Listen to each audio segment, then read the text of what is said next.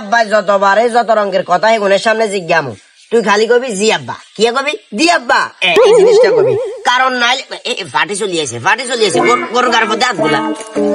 সেলিম কাকা, হ্যাঁ কি অবস্থা ভালো আছেন না? এই তো আছে আলহামদুলিল্লাহ। তানভীর কেমন আছো? ভালো আছেন ভাইয়া? এই তো আছে ভালো আলহামদুলিল্লাহ। আছে ভালো আছে। এখন গরু কি এটা নিয়ে বিক্রি করবে? এটা করো। কাজী ইসমাইল এটা বিক্রি করবে গরু আর কি? কি বলো? কাজী ইসমাইল কি কষাই নাকি না তোমরা শরিকদার? কাজী ইসমাইল আছে থাকবে বিভিন্ন লেনদেনে থাকবে, মানে সে কষের দায়িত্ব থাকবে প্লাস পাশে আমাদের শরীরদের দায়িত্ব থাকবে আর কি। ও আচ্ছা না কেন বলতেছি কারণ গামছা টামছা বাঞ্জা দেয় তো গরু এনে পছন্দ হয়েছে, গরু কালার টালার সুন্দর আছে মাশাআল্লাহ। যাই হোক এখন ফিস কিনারে চাইলে দুইটা থাবা দিতে পারেন, ফিস কিনারে থাবা দুইটা দিতে দেখেন না খাবার উপরে নির্ভর করে গরু কিনবে কোনো না না অনেকে থাবাই তো ওই দিন একজনে কিনছে কত না গরুর ফিস কিনা থাবাইতেছে আমার ফিস কিনা থাবাই দিছে কি একটা জাতা অবস্থা। এখন গরুর রেট কত ইঞ্জান কোন? গরুর রেট বলতে অলরেডি আরো 2 ফাটি চাই গেছে বুঝছেন না।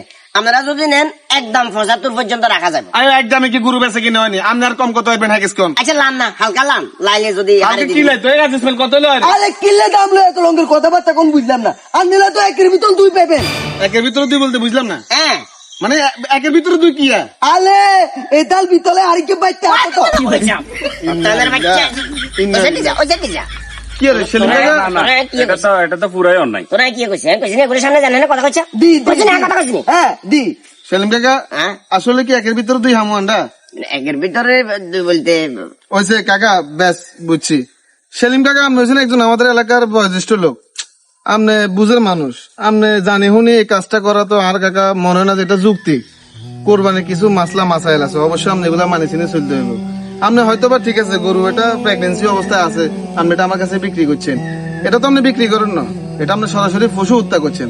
আমি যখন কোরবানি দিমু, যখন এটা ফ্যাটের ভিতরে আমি আরেকটা বাচ্চা দেখবো, তখন তো আমার নিজের কোরবানি তো হইতো না কাকা। আর আমাদের কথা যদি কইতাম যাই, এটা তো খুব ঘৃণিত একটা কাজ, এটা তো আমাদের সাথে সরাসরি প্রতারণা করলেন। কি কস কাজ ইসমাইল? হেমিয়া ব্যবসা কি করতে হেরবিনি, মানে এবছর কোরবানির গরুর শর্ট, গরুর দাম বেশি এই কারণে বাচ্চা সন্টার কাছে বেশি এলাম। কাকা আন্ডা এই গরু কোরবান দিতেন না, কথা কিছু বুঝছেন নি আপনি? এটা আন্ডারে জানাইতেন, আপনি জানালেন না কিলাই আপনি এটা পুরাই প্রতারণা করছেন আন্ডার লগে।